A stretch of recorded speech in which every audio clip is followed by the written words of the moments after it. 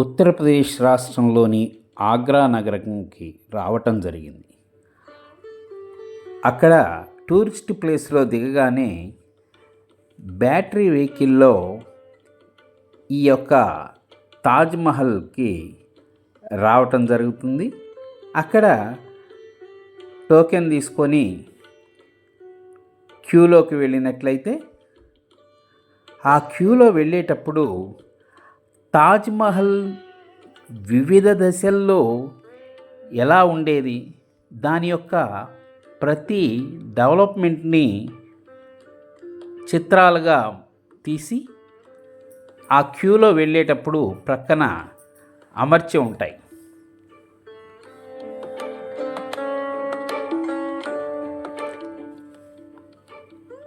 అసలు ఆ తాజ్మహల్ ఆ మాట వినగానే అపురూపమైన సుందర మనోహరమైన దృశ్యం కనబడుతుంది.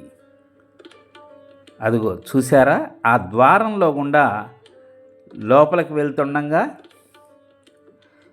నీలాకాశంలో మెరుస్తున్న ముత్యంలా మనకి కనువిందు చేస్తుంది.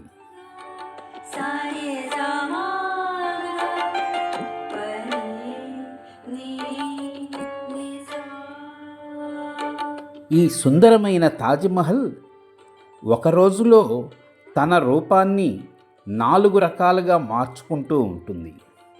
ఒకటి సూర్యోదయానికి ముందు బ్లాక్ షేడ్లో కనిపిస్తుంది. అలాగే అస్తమించే సమయంలో లైట్ పింక్ కలర్లో అద్భుతంగా ఉంటుంది. అలాగే మధ్యాహ్న సమయాల్లో ముత్యంలా మెరుస్తూ ఉంటుంది. సంధ్యా సమయంలో బంగారు వర్ణంలో కనిపిస్తూ ఉంటుంది. అందుకే సామాన్యుడి నుండి దేశాధినేతల వరకు తాజ్ అంటే ఇష్టపడని వాళ్ళు ఉండరు.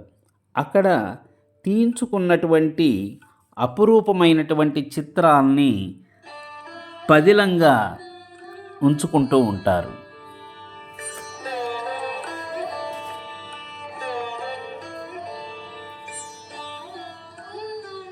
ఇక చరిత్రలోకి వెళ్దాం. మొఘల్ సామ్రాజ్య చక్రవర్తి షాజహాన్ చివరి రోజుల్లో మంచినీరు కూడా లేక ఉప్పు నీళ్లు తాగి బ్రతికాడా? అది ఎంతమందికి తెలుసు? అత్యంత ఐశ్వర్యంతో తులతూగిన మొఘల్ సామ్రాజ్యం ఆర్థికంగా బాగా చితికిపోవటానికి కారణాలేమిటి?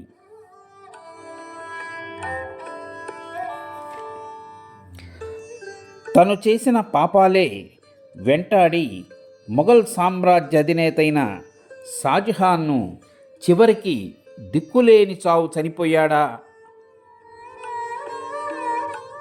అంటే అవుననే సమాధానం వస్తుంది. ఈ తాజ్మహల్ను చూసినట్లయితే 240 అడుగుల ఎత్తు కలిగి ఉంది.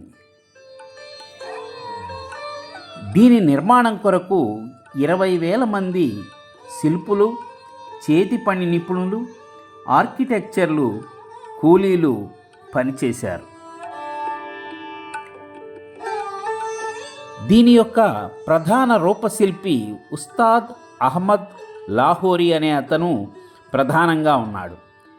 నిర్మాణాన్ని 1632లో మొదలు పెడితే 1653 సంవత్సరంలో పూర్తి కాబడింది.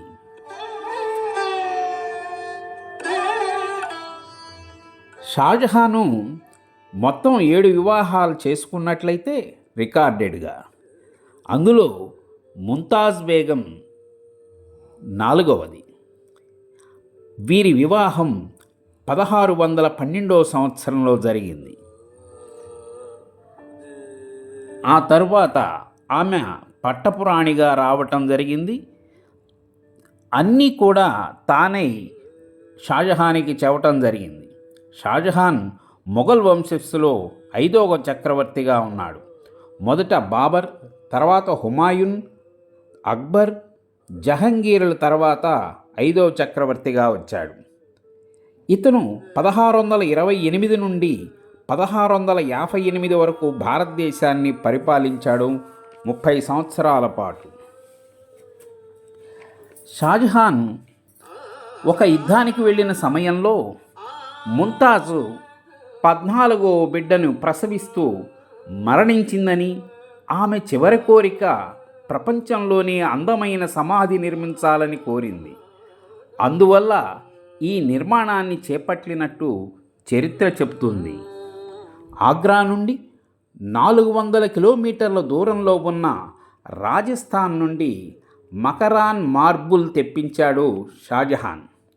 ఈ పని నిమిత్తం దాదాపు 1000 ఏనుగులను కూడా వాడినట్లు తెలుస్తుంది.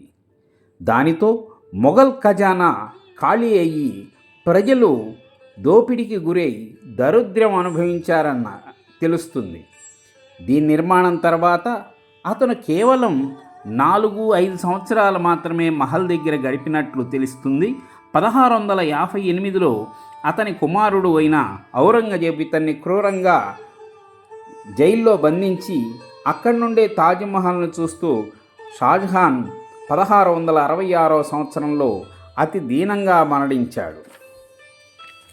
1983లో యునెస్కో ప్రపంచ పూర్వ సంస్కృతి ప్రదేశంగా మార్చారు.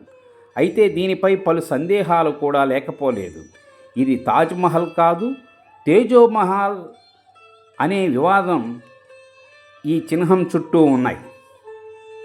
అదిగో పక్కన యమునా నది, అది డెహ్రాడూన్, ముస్సోరీ, కెంప్టీ ఫాల్ నుంచి స్వచ్ఛంగా వచ్చినప్పటికీ అనేక రకాలుగా అది కలుషితానికి గురైంది.